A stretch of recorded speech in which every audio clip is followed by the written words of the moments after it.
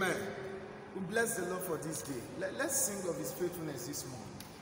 Oh, what a wonderful, wonderful day. Yeah, I will never forget.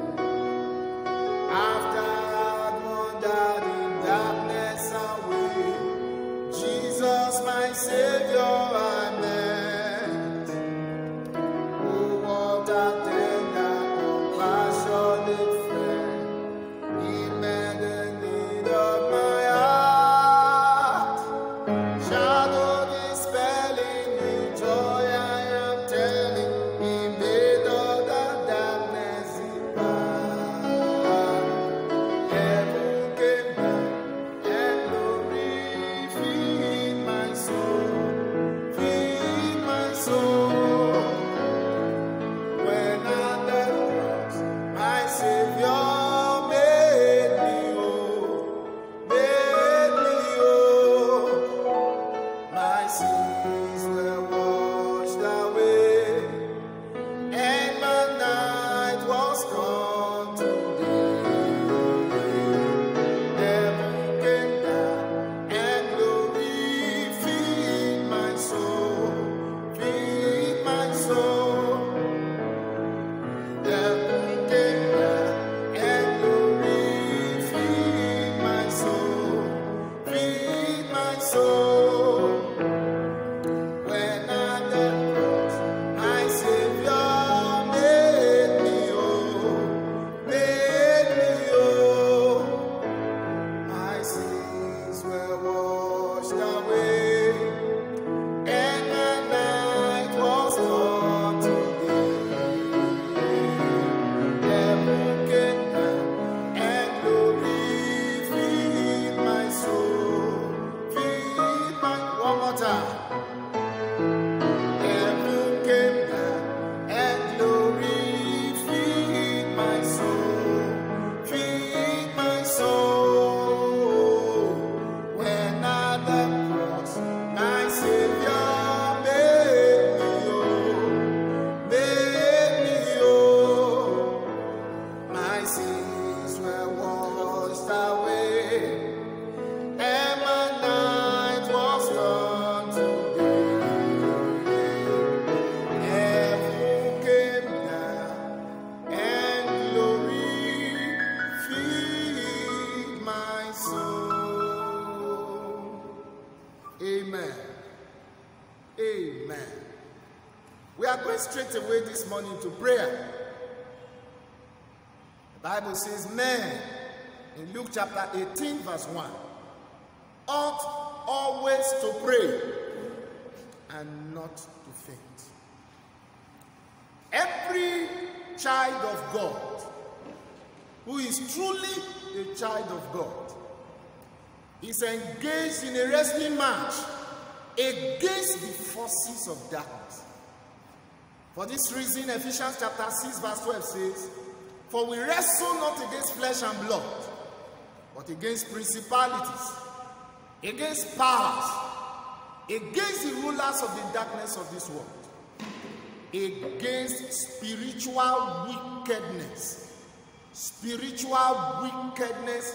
in high places. Wherever you are this morning, I'd like you to raise your voice in prayer and say, all wicked activities and practices going on against my life, going on against my family, going on against my destiny, going on against my finances, going on against every area of my life, backfire, backfire, backfire, backfire, backfire, backfire, backfire, backfire. Open your mouth and pray against all wicked activities and wicked practices going on against you. Command them to go back to wherever they're coming from. Backfire, backfire. In Jesus' mighty name we pray. Isaiah chapter 59 verse 19. The Bible says, so shall they fear the name of the Lord from the west, and his glory from the rising of the sun. For when the enemy shall come in like a flood, the Spirit of God shall lift up a standard against him. The Bible speaks about the flood of the enemy. Can you raise your voice this morning and say, every voice, every flood of the enemy, every flood of darkness, every flood of the wicked, against me, against my family, against my spouse, against my son, against my daughter, against my work, against my labor, against my destiny, dry up by fire. Dry up by fire. Dry up. Command every flood of the wicked, every flood of the enemy against your life to dry up. Against every department of your life to dry up now. Dry up now. Dry up by fire. Dry up by fire. In Jesus' mighty name we pray. Psalm 91 verse 16. Bible says, with long life shall God satisfy us and show us his salvation. Long life is our heritage in Jesus. Can you raise your voice and cry to God in that prayer? Say, every power assigned to terminate my life untimely, every power assigned to cut my life short through sickness, through disease, through infirmity, through oppression, through attack, through evil arrows, in the name of Jesus, be buried, be buried, be buried, be buried. Every power assigned to cut my life short, every power assigned to terminate my life untimely, I bury you, I bury you, I bury you. Be buried now, be buried now, be buried now, be buried now. In Jesus' mighty name we pray. Exodus chapter 14 verse 14. The Bible says, and the Lord shall fight for thee, and thou shalt hold thy peace. Somebody raise your voice and say, oh God, arise. Fight for me. Fight for me. Fight for my son. Fight for my daughter. Fight for my wife. Fight for my husband. Fight for my business. Fight for my glory. Fight for my destiny. Fight for me on every department of my life. Fight for me in every area of my life. Fight for me in every front of my life. Oh God, arise, fight for me now.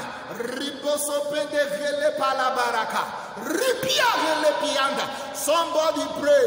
Arise, oh God, fight for me. Fight for me. Fight for me. Fight for me. Fight for me. In Jesus' mighty name we pray.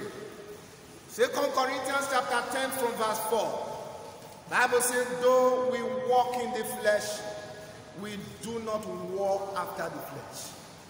For the weapons of our warfare are not carnal, but they are mighty through God to the pulling down of strong. Somebody raise your voice and say, every stronghold of the wicked, every stronghold of darkness erected against me, I pull you down now. In the name of Jesus, I pull you down. I pull you down. Erected against my wife, erected against my son, erected against my daughter, erected against my labor, erected against my business, erected against my finances, erected against my glory, against my peace, against my joy, against the fulfillment of my purpose. I pull down the stronghold. I pull you down. I pull you down. I pull you down. I pull you down. I pull you down.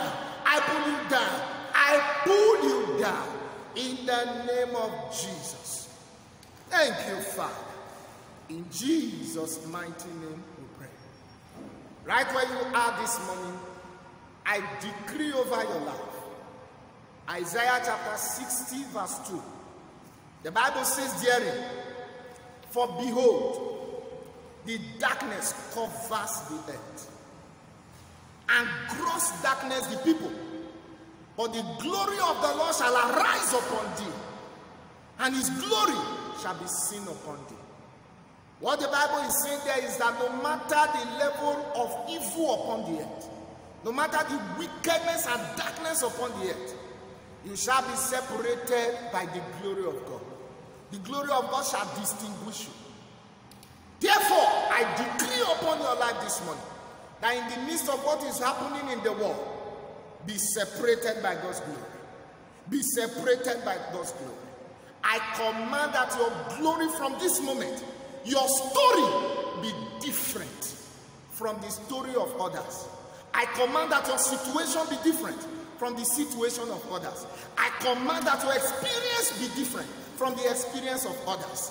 In the name of Jesus Christ, I command the glory of the Lord to arise upon thee and be seen upon you, and be seen upon your family, and be seen upon your children, and be seen upon everything that pertaineth to you.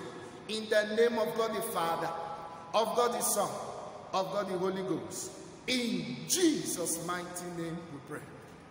Wonderful God, as we go into your word this morning, we ask, Lord, that you will open our understanding. For it is written that the entrance of thy word giveth light, and it giveth understanding to the simple. Let your word enter into every life this morning and illuminate us and dispel every darkness that is hiding on the inside. Father, let your word bring healing. Let your word bring liberation in every area of our life. Let your word bring the peace and the rest that we desire. In Jesus' mighty name we pray. Amen. Amen. Amen.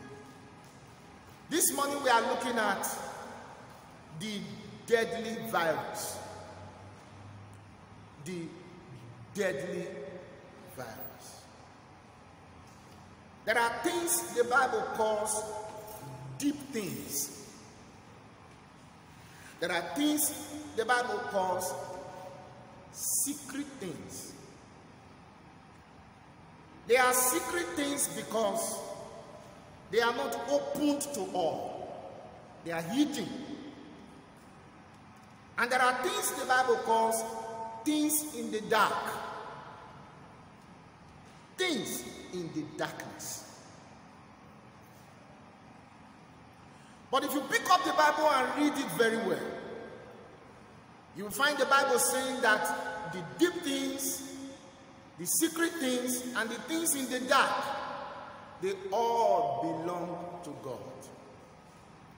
Chapter 29 of the book of Deuteronomy, verse 29. The Bible says the secret things belong to the Lord our God. Powerful scripture.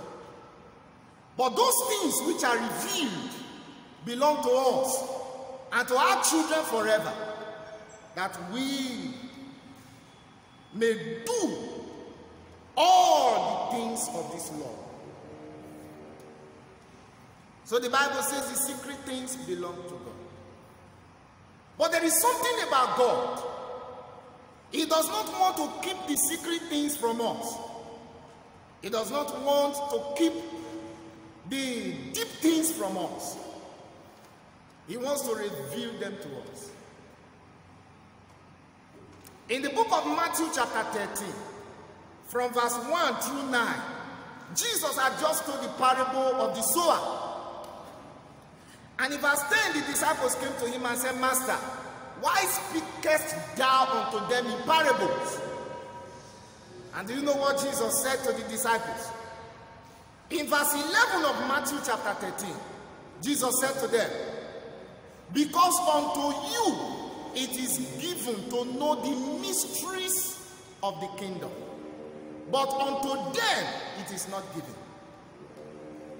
So God does not want to hide the deep things and secret things from us. He wants to reveal them to us, his people. He wants to reveal them to his sons and his daughters. Though from others, he hides them. But from us, he wants to reveal them. For his sons and his daughters, for us, he wants to reveal them. In the book of Daniel chapter 2, verse 22, the Bible says, the deep and secret things belongeth to God. In that Daniel chapter 2, from verse 22, the Bible says very clearly, he said he revealeth the deep and secret things. He knoweth what is in the dark, and light dwelleth in him. And light dwelleth. So both the deep things, the secret things, the things in darkness, and the mysteries, the Bible says God revealed them. Even though from all that he hides them, but for his children, he revealed them. And beloved, do you know what? There is no area where God cannot reveal things to his children. And there is nothing God considers too small to reveal to his children. In that book of Daniel chapter 2, in verse 19, the Bible says, then was the secret revealed to Daniel. The secret was revealed to Daniel in a vision of the night. And when Daniel woke up from that vision, the Bible says he blessed the Lord God of heaven. So even as small as the secret of a dream, God revealed it to Daniel. When all the astrologers, the magicians, the wise men, the priests, the priestesses, all the fortune tellers and prophets and prophetesses of the kingdom of Babylon could not interpret to Nebuchadnezzar, could not tell him the secret about anything, the Bible says God revealed that secret unto Daniel. So if God could reveal a secret to Daniel, then he tells you that there's nothing God cannot reveal to his children. If he could reveal the secret of a dream, there's nothing he can't reveal. God could reveal the secret thing about a friend, the deep thing about a friend to you. He could reveal the deep thing about a neighbor. He could reveal the deep thing about your bloodline. He could reveal the secret thing about your family line. God could reveal a deep thing concerning your place of work, concerning your office. God could reveal a deep thing concerning your place of business, concerning your business. God could reveal a deep thing concerning your son, concerning your daughter. God could reveal a deep thing concerning your spouse. God could reveal a deep thing concerning your marriage. That is why I pray this morning, that in whatever area of your life you are believing that God will open your eyes and reveal a secret thing, and reveal a deep thing to you this night, may the Lord give you that revelation in the name of Jesus Christ. Amen. God could also reveal the deep thing concerning a strange, confusing, mysterious situation to you, like the type we have in the world right now. Like the type we have in the world right now. We all came into this year with great expectations. Nobody prepared for a pandemic, but here we are. Beloved, there is something deep about this pandemic. There is a secret thing that God is saying about this pandemic. And God wants to pass it across. He wants to reveal it to us. Because how do you explain this kind of a thing, beloved? Mysterious. What locked down the entire world is just a virus. Isn't that mysterious? What has claimed hundreds of thousands of human lives across the world is a virus. What has shut down businesses across the world and corporate organizations is just a virus. What has dribbled and mesmerized scientists across the world is a virus. What has swallowed lives and livelihoods and impoverished more people across the world is a virus. What has shut down the borders of nations, sea borders, land borders, air border, is a virus. And what has ushered in a new way of doing things, which many now refer to as the new normal, working from home, doing business virtually, holding conferences and seminars and meetings virtually, attending classes virtually, is a virus. Beloved, there is something hidden about this that the Lord is saying to us, and the Lord wants us to know. All the protocols and guidelines across the world, so that people do not get infected, so that people do not contract the coronavirus, all the guidelines and protocols, they are all targeted at taming the virus, arresting the virus, and eradicating it. Why? Because nobody wants to catch the virus. Nobody wants to contract the virus. I've heard somebody remark that the fear of coronavirus is the beginning of staying safe. Everybody is afraid of it. But beloved, can I tell you something this morning? As dreaded as the coronavirus is, that nobody wants to contract it, as deadly as it is, there is something that is more deadly than this virus. There is something that is more dreaded than this virus.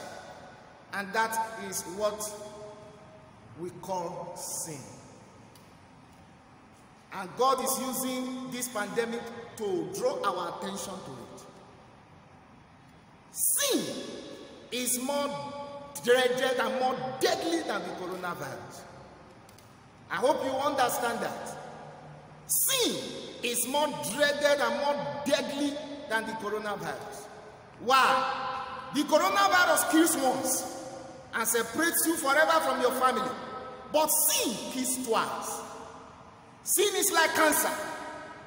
Once it enters into your life, it spreads all throughout your life. Sin, when you allow it in your life, it destroys everything in your life. It profanes your life. It makes your life to become susceptible to all kinds of evil things. Sin is a terrible thing. If you ask me this morning, the one that kills you once and the one that kills you twice and destroys your life, which one is more deadly? I would say it's the one that kills you twice. I would say it's the one that pollutes your life. I would say it's the one that destroys your life. I would say it's the one that corrupts your life, that spreads all throughout your life and makes your life become stinking before God. Oh yes, sin is a terrible thing. You cannot tame sin. Once it takes over your life, it continues to spread like cancer. Once it takes over your life, it corrupts every other thing in your life like a virus. That is why you need one sin to cover another sin for that first sin to be complete. You need a second sin to cover a first sin for the second sin to be complete. Every good fornicator is a good liar. If you are not a good liar, you can't be a good fornicator. Oh yes. So this is how sin works. It multiplies in your life. It shuts the doors of heaven against you. It turns God, your creator, your enemy. God becomes your enemy. It's a terrible thing. And what God is using this coronavirus to say, that He wants the whole world to know and hear, is that we should turn away from our ways of sin. God is using this coronavirus to call us to repent from a more deadly virus, which is the virus of sin, or the sin virus. God is using coronavirus to call the whole world. That is why it is called global pandemic. God is using it to call all men and women from all walks of life, from all corners of the world, back to repentance. God is using this virus, this pandemic, to call the whole world to repentance.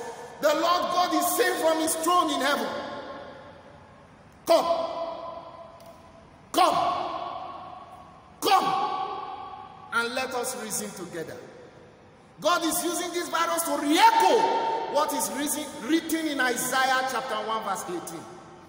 Isaiah chapter 1 verse 18 says, come, let us reason together, saith the Lord. Though your sin be as red as scarlet, they shall be as white as snow. Though they be as dark as crimson, they shall be as white as snow.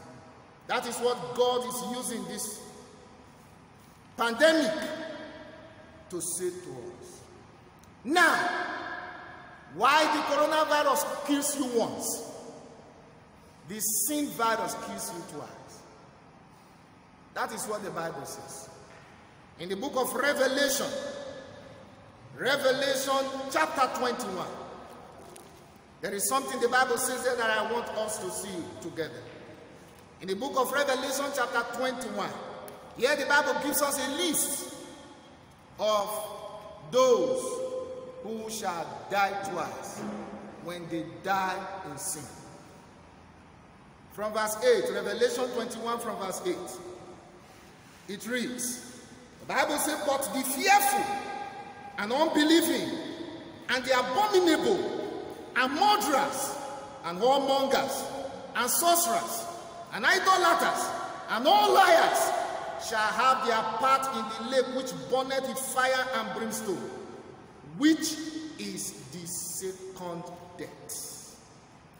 Which is the second death. So here the Bible has given us a list of people who shall die twice. In that same book of Revelation, chapter 20, verse 6, the Bible says, blessed and holy is he that hath part in the first resurrection. On such, the second death has no power. A terrible experience. Why should a man die twice when you can accept Jesus Christ into your life? When you can repent of your sin and be set free and be delivered from the power of this deadly sin virus. Why should you die twice? But here the Bible has given us a list of those who shall die twice. Number one, the Bible says the fearful and the abominable. Who are the abominable? The fearful and the unbelieving. The Bible says the fearful and the unbelieving. The fearful and the unbelieving. Who are the unbelieving? Who are the unbelieving?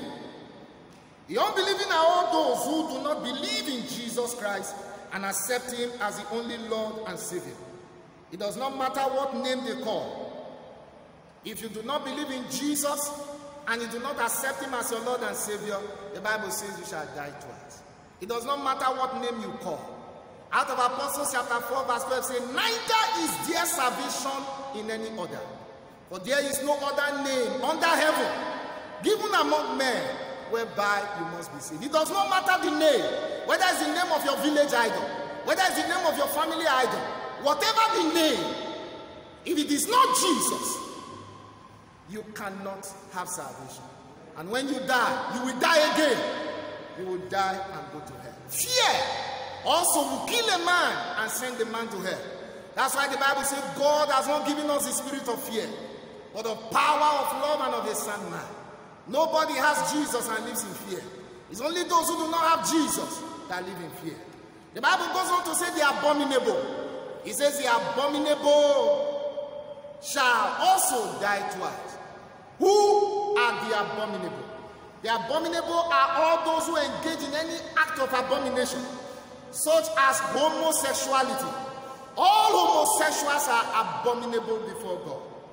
All gays and lesbians, they are abominable before God and they shall die twice.